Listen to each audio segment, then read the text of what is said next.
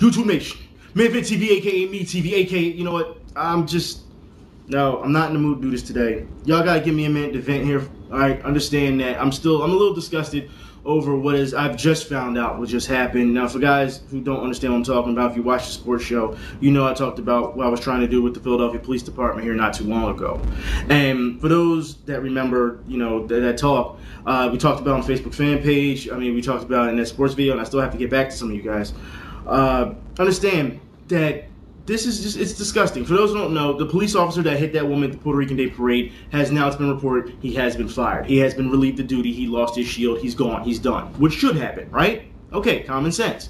Well, last night, a couple of police officers came out and said, in his defense, they said, you know, well, he did do wrong, but was it really that severe to fire him? Was it worth being fired over?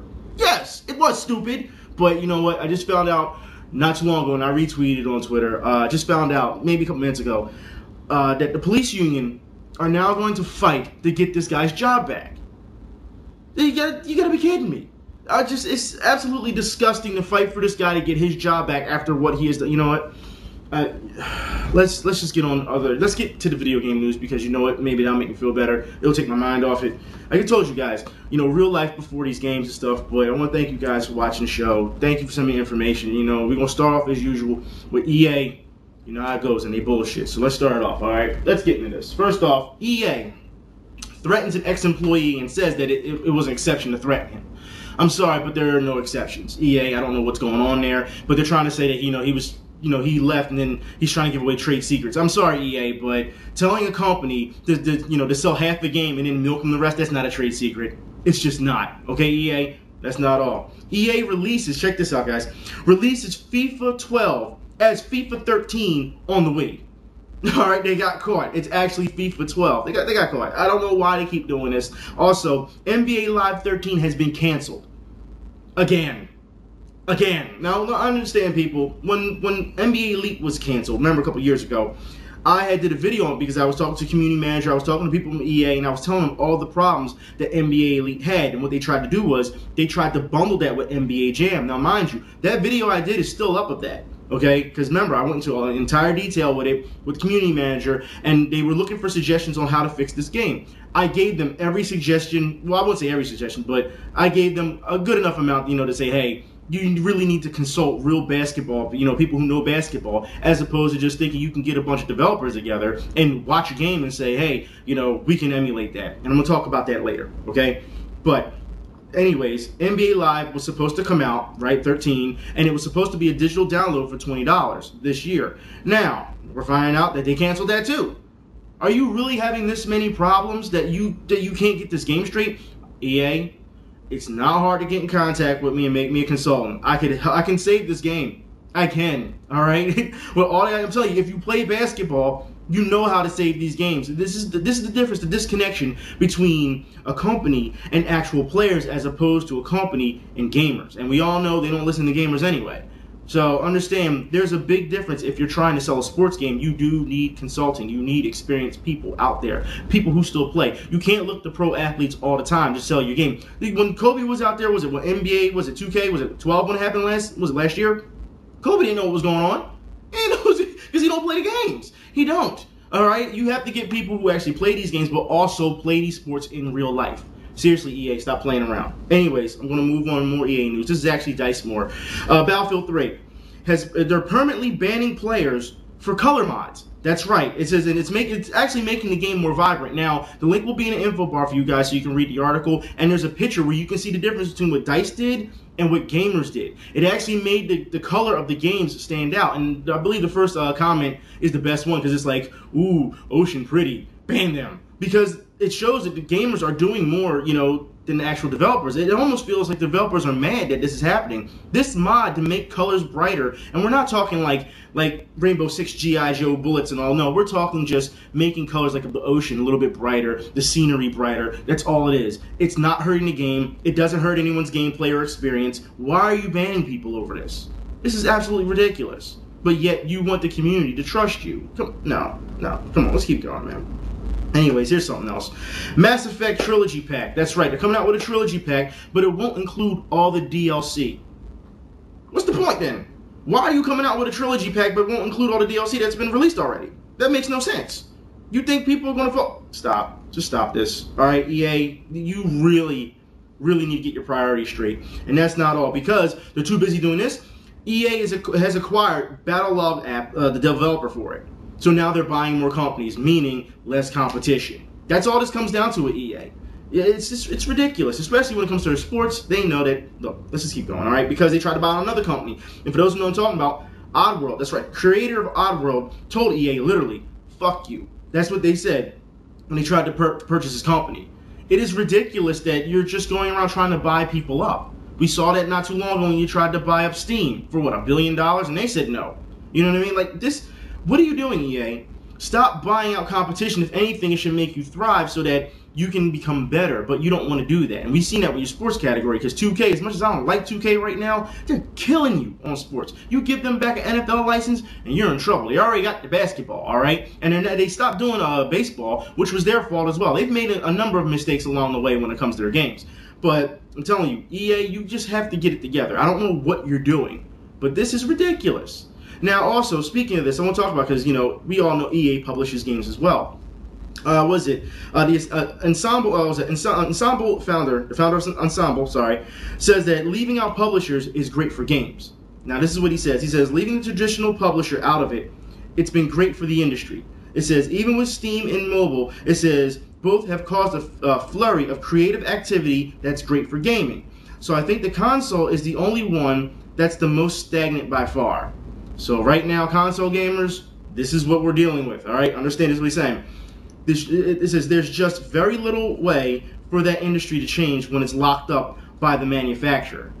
So pretty much, this is supposed to be the best generation so far of gaming and best technology, but it's the business that's holding us back, what he's saying. I'm just interested to hear, you know, what you guys think about that. But also, I want to keep going about Mass Effect real quick. I need to go back. Mass Effect fan, apparently there was negativity, was just too much for ex-Bioware developers. All right, Ray and Greg, apparently it was too much. And even IGN at one point tried to say it was cyberbullying. All right, look, these are grown-ass men. All right, I told you before, developers, I don't know why you stay online so much. Make your game and go enjoy your life, whatever's left of it. Because we all know, for those who know developers, they stay in their little laboratories, we'll call them, all right, because that's what they pretty much are, huddled up together, you know, and coding these games for hours and hours a time in a day, some 10, 14 hours a day. Why would you want to be online afterwards? If anything, you want to go home. If you have a family, you want to go home to your family, right? You know how many developers have lost their families because of this? This is why they had to start putting in laws and unions in video game companies, because this doesn't happen anymore. And then you're going to tell me you're going to sit online and cry about what fans feel about the game that you're doing? I understand that you have, you know, you put in hard work. I understand that. But sometimes you have to realize that fans are not going to be happy at what you put in. Just because you feel as though you put in a hard day's work doesn't mean it automatically, you know, it equates to them liking it. You have to understand that. And we all know what happened with Mass Effect 3. I'm not going to get into that again. We've done enough videos on that. Trust me, no. But that's not all. Because, you know, there's a lot of articles saying that gamers are to blame for this situation. Now, the BioWare co-founder defends fans, right? He says it's not the fans' fault, but he blames gaming journalists. All right, so we almost got like this triangle going here. We have like the developer, we have the fans, and we have the gaming journalist, and they're all pointing to each other, and it all comes back, you know, no one takes responsibility. At the end of the day, it is the company's fault. They have to take responsibility. It is their product, all right? No matter what a consumer says, it is their product. If a consumer does not like their product, they don't like their product. If they like it, they like it. But at the end of the day, it is a company. So the company is at fault. Who cares what the gaming journalists think? You have to understand, we've done this so many times. We've seen the biased parts of journalism, you know, and things like that, people being paid off and stuff. You cannot take them seriously. Not all the time. And I understand people saying, yeah, you can't take them seriously until it's something that you like for them to say, in which we see all the time happening in gaming. And that's sad. Gaming journalists, you should know by now, if you're going to play a game, you go by word of mouth from friends or whatever. You cannot listen to them all the time when it comes to doing reviews. You cannot. I will talk about that later, okay? Now, I do want to move on, guys, because within all this fighting between companies and buyouts and things of that nature, we actually have gamers who are stepping up and actually trying to bring back old school and actually trying to bring the fun back in gaming. So I want to say that for those who did not see on NBC not too long ago in New Jersey, it was in Jersey City, New Jersey, they actually covered the barcade out there, and it was actually pretty fun to watch that segment. However, gamers are now taking it to a different step. That's right. Even though we have barcades, now they're going to make the garcade. And for those who don't know what that means making an arcade in your garage.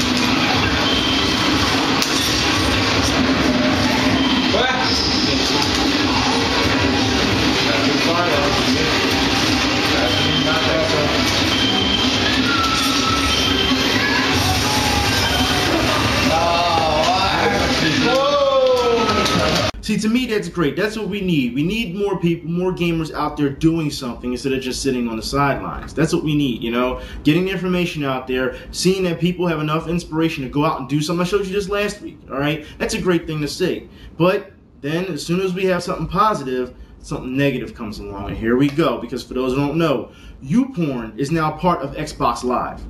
That's right. So now you have a porn app on your Xbox Live. Understand, people, that of course only adults can get to this, but we all know that there's a lot of kids out there who have adult accounts. Now I will put it like this. I'm just going to say this one thing because, you know, this is really not what gaming is supposed to be about. We know this, all right? If you have porn on your Xbox or whatever, on your PlayStation, whatever, it's because you picked out, you chose to go that route, and you know, you went through all that effort to find whatever and put it on your PS3 or Xbox or whatever. You did that, all right? That's you. That's fine.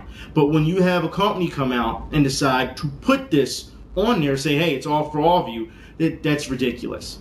That goes to show you that it's not about gaming anymore. It's just about media. That's it. That's what the company wants to sell you on. We're talking plans now, and I'll talk about that in a minute. But if you're going to get this YouPorn app, I beg you guys, if you're going to go do your business to this YouPorn app, please, please, turn off your Kinect. Please turn it off, all right? Because I'm telling you now, we already know that they watch you through the Kinect on the other end. Turn it off. Turn it off before you do anything, okay? Anyways, I do want to move on, because Borderlands 2 is making more non-season pass DLC. That's right, they're making more, which goes to show you, it's like, okay, so what's the point of making, not making the season pass? Look, I'll put it like this. You have to understand these days when you come to these season passes, because Ubisoft also announced for Assassin's Creed, the new one, a season pass already. That's right. They're trying to sell you on plans. It's like cell phones, like product plans, as opposed to an actual game. This is what the company is coming down to. If you have not understood this by now, and people saying, oh, that's great, because they're going to make X amount of DLC, and if I pay for it, I get a discount, you have to understand that you are still not getting your whole game. That's what it comes down to. If you would just wait for these games to go to a Game of the Year edition or whatever, you would get them. Unless, you're EA. Alright, with their trilogy. But like I said, seriously, if you would just have a little bit of patience, you get your game, your full product with all your DLC. You would. There's no reason for you to be paying pretty much a monthly fee, or whatever you want to call it, for some DLC. It's ridiculous. Absolutely ridiculous, especially now that one company got away with it. Now everybody wants to do it. I told you, it's copycat. Everyone's going to follow each other if they feel it sells. And that comes down to the gamers, because if you bite into it, that's what happens. They see it. That's what it comes down to. But if you don't, the companies know, look, we're not going to venture that way. They know. Anyways, I want to move on because we need to talk about more about companies. Splinter Cell Blacklist reactions, they say, are uninformed. That's right, and when you guys said no, Ubisoft, you're clearly uninformed about what fans wanted from the goddamn series. It says the sales for Conviction should have been enough of a damn clue. It says Double Agent was a fantastic game. It says Conviction was not. It says not in the slightest. It says, look, when you advertise bombastic explosions and mechanics that were detested in the previous title in a so-called, and it says stealth game, it says from a stealth series, yeah, the reactions aren't going to be positive. It says, no, this is not, it says, this is not like the 10th time Ubisoft has said or done something stupid. It's ill-informed or whiny in recent memory. It's very interesting, to be said. But also, Ubisoft is looking into free-to-play games. At this point, I don't trust Ubisoft, especially with what they did with the PC and try to, lock you in with that always online DRM, and PC gamers fought that to the end and actually beat them on that. And I want you PC gamers to really listen very carefully. Actually, just people with PCs in general, please listen very carefully. Malware is inserted on PC product lines. That's right. That's what a study says. Now, like I said, that's what a study, says. I'm not saying it's true. I'm not saying it's false. This is what a study says. So the link is in the info bar for you guys to make up your own minds on that. But be very careful regardless, what the situation is, okay? Now, I want to talk about this NBA 2K13. I said I'd get back to this.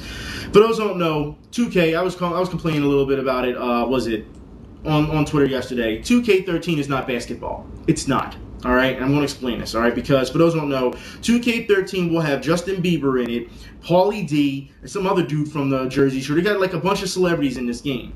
However, for those who don't know, there are a number of superstars, legends, that are missing in this game. We're talking Dr.J, we're talking Kareem Abdul-Jabbar, people like Chris Webber, Nick Van Exel. There's a lot of people that are, Reggie Miller, there's a lot of people that are missing in this game. This game isn't basketball. For a game that's supposed to be basketball, how do you not have those legends? Now, it's been talked about how these legends are not in the game due to the fact that of contract issues. They didn't want to pay them a certain amount of money. But you'll pay Justin Bieber a certain amount of money to be in the game. And Pauly D. What the hell is a Pauly D anyway? Alright? But you'll pay for all these celebrities to be in the game instead of giving people what made the NBA, what made basketball legendary. You won't give them the money though. This is what I mean about 2K13. It's not basketball. You spent all this time, and for those, I talked to you guys, because some of you guys said, oh, it's great, it's great. You said, oh, the animations are so great. Yeah, they spent so much time on animations and the flopping. Yes, because they put flopping in the game, and it's already out of date, because the NBA, and the link will be in the info bar, the NBA has now announced the anti-flopping rule. So you're going to sit here and tell me that you sat here and spent all this time putting flopping in, when you know flopping shouldn't be part of basketball anyway, and you put it in anyway, and then now there's a rule for it. Are you serious? You understand, 2K, that you just proved to everyone that you don't know about basketball, anything. You just, like I said earlier, you watched the NBA, you watched it on TV and said, we're going to duplicate that production value. That's what you did. And that's pathetic. I'm not trying to hear that it's okay. It's not. That's not basketball. When you start putting flopping in your game, it's not basketball. It's just not. It's not. But you know what? If people decide to still keep buying this crap, that's what it is. It's crap. All right, and I can't believe that anybody, I'll put it like this, because I see a lot of people on Twitter talking about how they're the king of 2K, blah, blah, blah. I'll put it like this. Go on a real court and try that shit. I dare you to try to go on a real court and spam a hop step. Somebody will lock you down as fast. I'm telling you, stop talking trash on 2K. Go out and play some real basketball. And then you'll see the difference on why people who play real basketball don't really like 2K. All right? Like I said, last one I bought was 2K11, and I only play it when it's like snowing or something. All right? Or when I'm not going to go to the court. Other than that, I'm out on the court when I want to play basketball. It's that simple. 2K, you're doing it's a bad disservice to your fans, to basketball players. Like I said, there's a big difference between people who play basketball and can see the differences in the game and gamers who really don't play basketball but want a basketball experience. There's a big difference. Huge difference, all right? That's why you see so many people online complaining, you know, and doing videos complaining about 2K so much, because they're not, the developers that they have know nothing about basketball. That's what it comes down to. So they rehash, and then try to tweak, you know, back and forth. It's mind-boggling, and it's ridiculous that this is what people accept. Sorry, that's just how I feel, all right? This is how I feel. If you don't like it, don't watch the video. At this point, all right? I'm going to tell you more about why I feel, because a couple of you guys keep sending me messages about WWE 13. You keep saying, hey, Event, what about WWE 13? What about it? What do you want me to say? I haven't seen that much information on it. If it was something major, you know, I would let you know, but what do you want me to say about it? I mean, seriously, it's wrestling. You know what you're getting yourself into. You know it's been bad for a number of years. They haven't cleaned anything up. You just got finished complaining not too long ago about the online servers, yet you still bought the game. What do you want? I mean, I don't understand it. But if you want me to go back into the history of video games in WWE, I can do that for you. I mean, should we talk about how Daniel Bryan, for those who are wrestling fans, how he pretty much took his taunt, or should I say the WWE, took this taunt from Zangief? Should I talk about how for years now, gamers have always had Street Fighter characters invade Raw? So yeah, there's not, you know, much news on WWE 13, but I mean, from a wrestling standpoint, all I can say is I'm ready for WWE WrestleFest. That's all I can say. You know what I mean? So, and I showed that before. So yeah, I'm just going to keep moving on. I do have some great news for you guys. Really great news. Metal Gear Online, for those who don't know, they're coming up with a new Metal Gear Online. Kojima is developing a new one, a new title for it. So for all you guys who had made petitions for the last one not to go down, you guys had asked me to talk about it not too long ago, and I backed you guys on it because Metal Gear Online was really good. You just have to have patience. You are getting a new Metal Gear Online. The link will be in the info bar for you guys if you want to check it out, okay? Now, I do want to talk about Halo Wars real quick because Bungie saw it as whoring out the franchise. So, whoring out the franchise. It took Halo Wars to realize that the franchise was being whored out. Really. Not all the other sequels and all the other stuff that you were doing and, you know, all the novels. And I know a lot of people love the Halo novels, but let's be serious here, all right?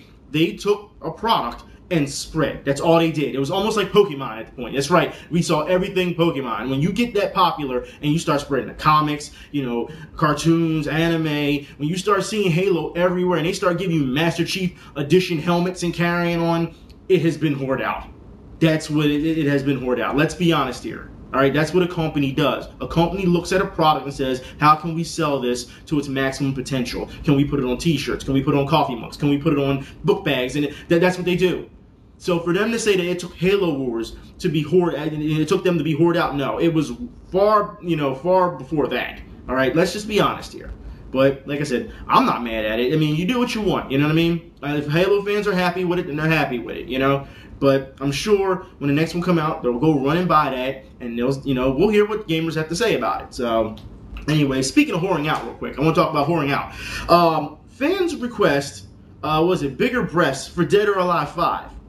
That's right. Now, I don't understand this because we all see, especially in this time where we've seen all types of fights when it comes to sexual harassment and, objectification. We've seen this time and time for the last year or so, all right? And we've seen this. And fans are actually saying they're requesting bigger breasts. The developer said they wanted to tone down, the women's breast because they want to focus more on fighting. And now we have fans complaining about it. So who do we blame here? Do we blame the company or do we blame the fans for wanting it? Personally, once again, I'm going to say we blame the company because it was the company who initially put that idea in the fans' head and in advertising as well. And for those who don't know what I'm talking about, let's look at one of the old Dead or Alive commercials. Rated M for mature. Hey!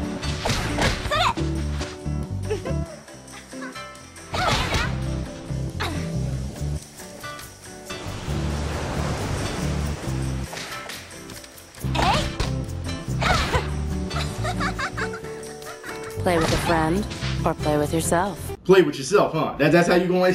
Come on, man. But you know what? I put it like this. Fans have to realize, I get it. Games are fantasy world. You want that fantasy. And you don't want to make it too realistic. This is what happens when you try to bring realism into video games too much. And then the lines start to blur. And then you start having these big debates about what's right and what's morally wrong and things of that nature. This is what happens. This is why we've been saying for a very long time now that video games, you can't always take a realistic approach to your games. All right? I understand you want them to sell, you want them to look great and nice and shiny, but sometimes you got to tone it down a bit. Gamers have to understand that that is the least of your problems right now, especially with this game, because now we're finding out that there's an infinite glitch out there for the game. What's going on, guys? This is your boy Bolt Strike. Back at you with matter of fact, hold on. Let's do it like this. Back at you with a crazy ass Dead or Alive 5 video, man. What I mean by that is, I had came across, man, first time ever I came across this Miller glitch, man. And I'm gonna show y'all what the hell is going on. Let's go, man. And I'm not gonna even lie, when I first got put into this glitch, I didn't know what the fuck to do, man. Like, this shit is like crazy, yo. This needs to be fixed ASAP, man. Just watch.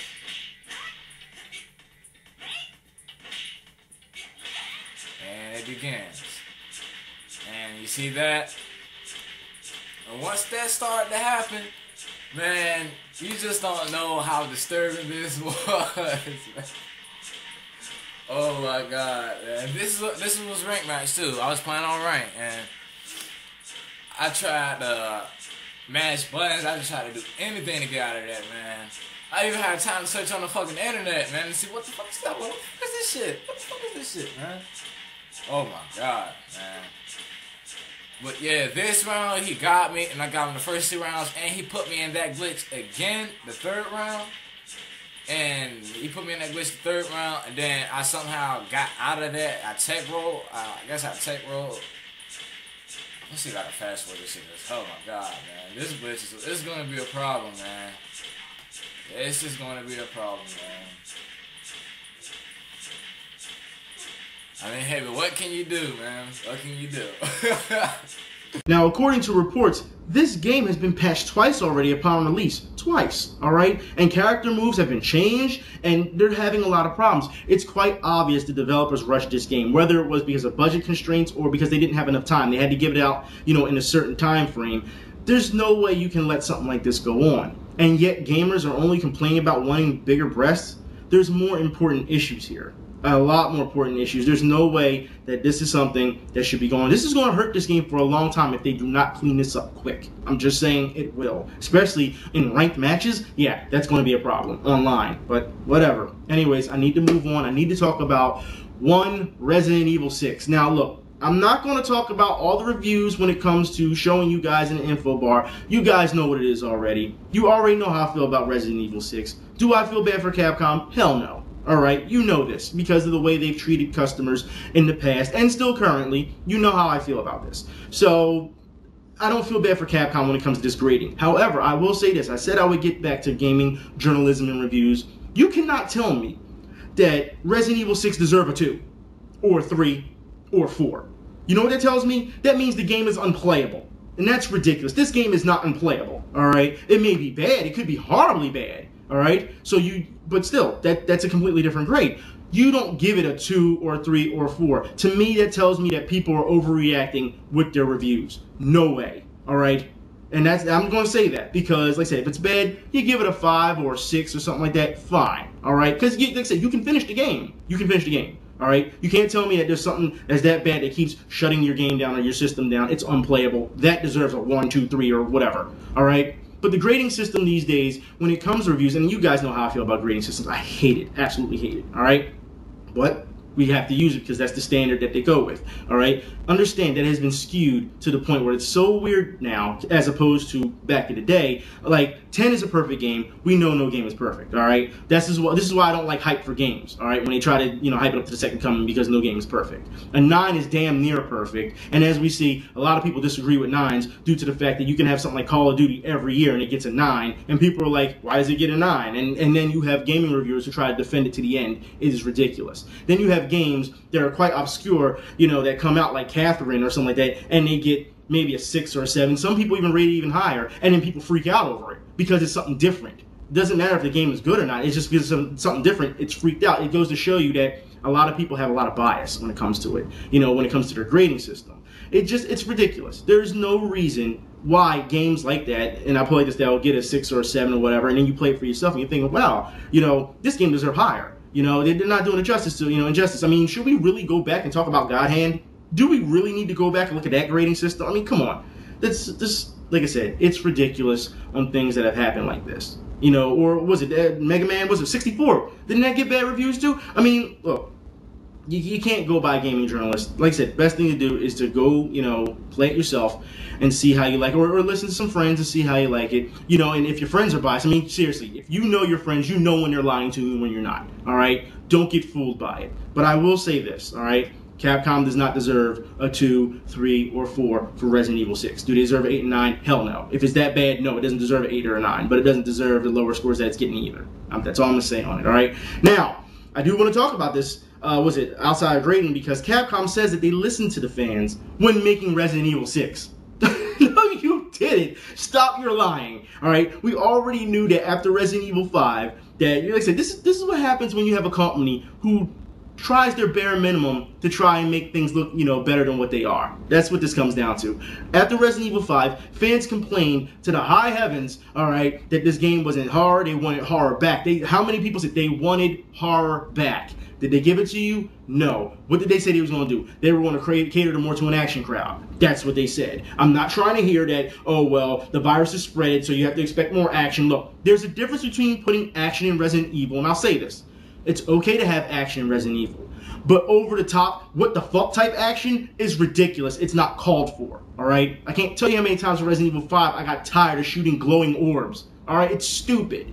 But people, for some reason, they think that's okay. It's not okay, alright? Because, like I said, we all know it is a game. So they have to, pretty much hold your hand. But I put it like this. The old Resident Evils, when you fought enemies, there were no glowing orbs to indicate where you should shoot people. There weren't. You had to figure it out on your own. Alright? Especially at the end of the first one, Tyrant, you didn't have a choice. You weren't going to take him down with no handgun. You better go get that rocket launcher. Alright? You know better. It's that simple. And the thing is, when things like that happen, it makes me feel that they're insulting gamers' intelligence. That's what it feels like. It feels like it's hand-holding. They have to make it easier, for new gamers coming along. No, let them build their skills up. Let them have critical thinking when it comes to how should I approach this person. This is the problem we have with Demon Souls, where so many people would just run out and think they could hack and slash and would get destroyed. And they would say, oh, the game is hard. No, if you take your time and learn the movements and you learn your enemy, know your enemy, there won't be a problem. But you don't want to. You just think you're just going to blow through the game. That's not what these type of games are for.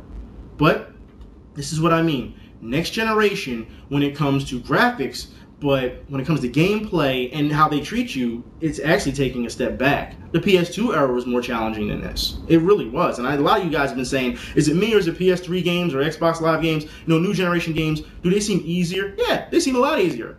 A lot easier. All right, but what can you do, right? Now, Capcom has come out and said that they're considering Resident Evil 2 remake with enough fan support. People, don't do this. Don't fall for this, all right? Understand that we saw this with Mega Man Legends 3. If you did not learn anything from Mega Man Legends 3, come on. Do not do this. Yes, Resident Evil has a bigger fan base, okay? I'll say it. All right, as much as Mega Man has been around for years and years, a lot longer than Resident Evil, I would think it would have more fans, but because of this new generation, Resident Evil does have a lot more fans these days than Mega Man. I know, it's sad to say, but it's the truth. What can you do? All right, so they would probably support to get a remake. However, I would not trust them. They would turn around, if it didn't go well, they blame you fans again. That's what they do. But then we have fanboys who are going the extra mile. That's right, as we know, going the extra mile, and now they're actually taking moderators' messages and doctoring them as to think that you guys should actually support this. And I'm going to show you exactly this fake, I will say fake picture, fake document, whatever you want to call it. It's fake, it's a hoax, don't fall for this. Let's see it right now.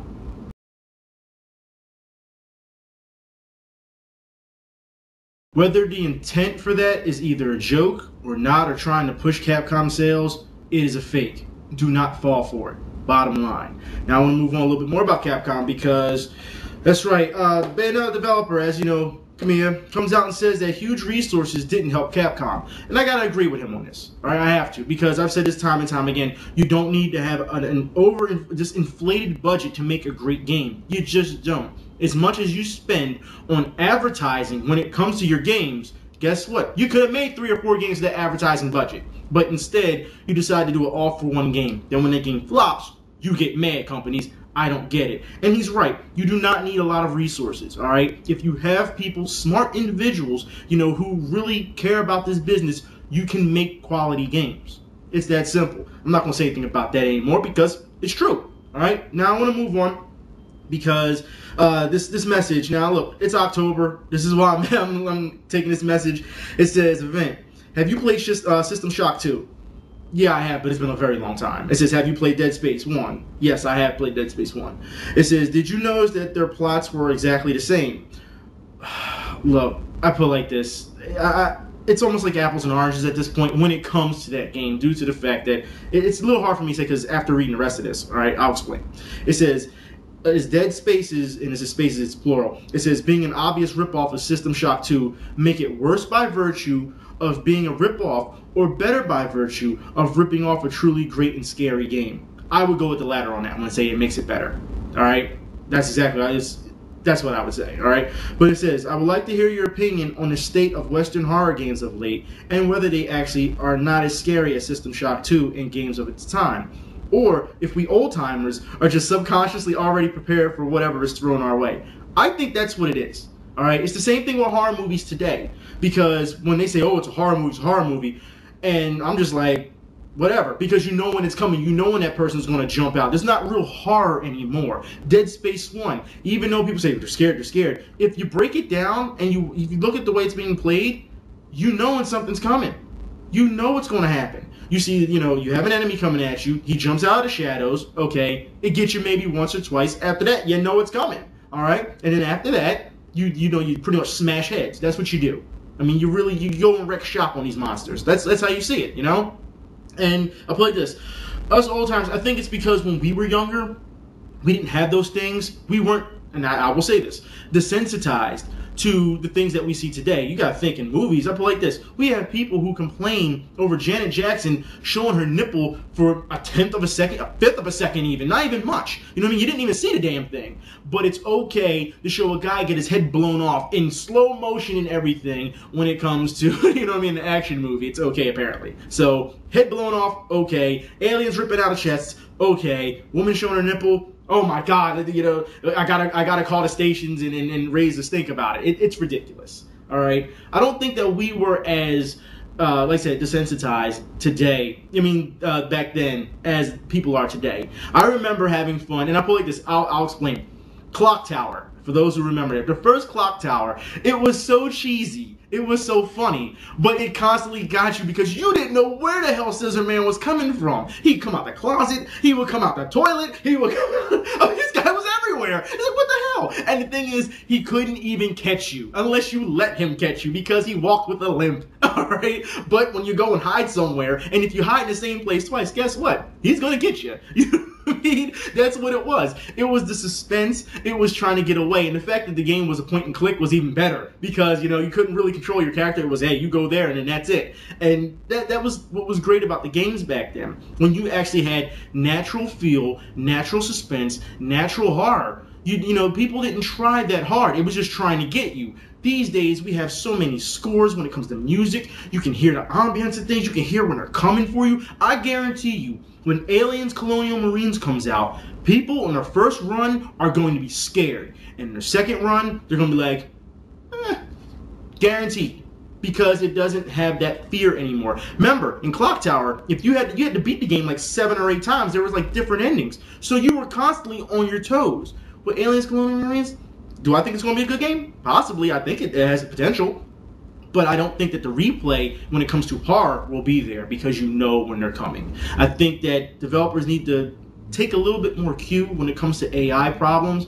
You know what I mean? Because we all play games where it's like, okay, this guy's coming here. We know it's coming. Especially if you're playing your second, third, fourth time around, whenever, you know when something's coming. It really comes down to that. Now, games like Condemned, games like Siren, I mean, these are games that are just, you know what I mean, really good that, you know, can really wrap you into it, you know, but also understand there are a number of games out there, horror games, that don't get the credits for, and it also depends on how you see horror games, because not everything has to be dark, decrepit, somebody's coming after me, because you gotta think, the premise of a horror game is you can lose your life.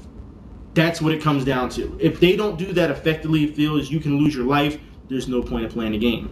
Silent Hill 1, 2, and 3, I'll say, gave you that feel of, oh my god, I can lose my life. You know what I mean? Especially when your protagonist, like Harry Mason, is a bumbling idiot. You know what I mean? In the second one, James was just, that dude has problems. You get what I'm saying? And in the third one, you had Heather, who, you know, who still, it was more of because she was, I don't want to say female, but more of a child. So you have more to fear because she's not strong enough to deal with such large monsters and, you know, and things of that nature. So I feel as though the horror genre, it could get better. There are a number of games out there that are good, but I think American horror, as it goes, as we are seeing down the line, they're not doing very good. All right, and like I said, it's not just video games. It also comes down to their movies as well. I can't tell you how many times I get tired of watching lost footage movies. I can't tell you. Like, I watched, was it the other night, Apartment 143, was not scared once. Not once. I'm like, really? I just sat there. You know, ooh, she popped up on camera doing the strobe light scene, and did not jump once. Why? Because it's expected. It's the way it's set up. When you've seen so many horror movies or played so many horror games, you pretty much know what to look for. That's what it comes down to. And I think the new generation, because, like I said, I don't think they've had that experience that we've had when we were kids. So it's a little bit different, you know what I mean? Like I said, Freddy Krueger and Michael Myers and Jason, they were some bad motherfuckers back then. You know what I'm saying? When we was kids. You know what I'm saying? Like, you didn't see anything like that. It was like, oh, what you mean he gets you in your sleep? You know what I mean? It was something new. But because things have been done so much now, you're used to it. And I also think that with horror now, because they put so many comedy aspects in horror, regardless if it's a game or a movie, it lightens the mood. You know what I mean? So you always have that joke going on. It's like, okay, there's, you know, you've been scared a little bit, now we're going to back it down a notch. No, you're supposed to keep it going. You're supposed to keep suspense going. You're supposed to keep the what ifs going. You're supposed to keep people on their toes. Too much horror, and that's what hurt Freddy Krueger. Because once I'm telling you, Nightmare on Elm Street 1, 2, and I'll say, no, I won't say 3, because there was some comedy in 3. But 1 and 2, Freddy was bad. He was a bad boy. You know what I'm saying? He didn't care. But then 3 on, every time he was getting ready to kill somebody or something, he would say something smart. You know what I mean? Just overly ridiculous. It's like, okay, it's funny. You shouldn't take it serious anymore. You get what I'm saying? And that's what happens with all horror stuff, it seems. I don't know. But I really do think that, like you said, games like System Shock 2, like I said, it's been a long time since I played it, but they are definitely legendary. Games like Clock Tower, definitely legendary. I mean, seriously, Bloodshot, Condemned, I won't even say Darkness, but you have like even Manhunt to an extent, even though it's more action, you got to think the feel, to put yourself in a character and not know what's going on, that raises suspense. You know what I mean? Like, I understand there's a difference between horror and suspense, but when you combine the two perfectly, it does work. And, you know, seriously, Siren, like I said, the last Siren one, if you played the last Siren one, they had this weird ending. All right, I know I'm running a little long, but this weird ending where it was like all these colors and the guys had the sword, and I'm like, what the hell's going on here? Like, the game was great until that part. Like, what is this wacky bullshit? You know what I mean? So, yeah, it really depends. I think that there are some good horror games out there. I think what I'll do is maybe next time I'll show one or two of them that are upcoming that may be somewhat good, but it's not actual horror. It's more, like I said, everything's more action-oriented these days. You know what I mean? But anyways, I'll talk to y'all and I'm done, you know. So, I have 2 meetings to go to today, so I have to finish this up. I will talk to y'all then. Y'all be safe. Until next game video, I'm out.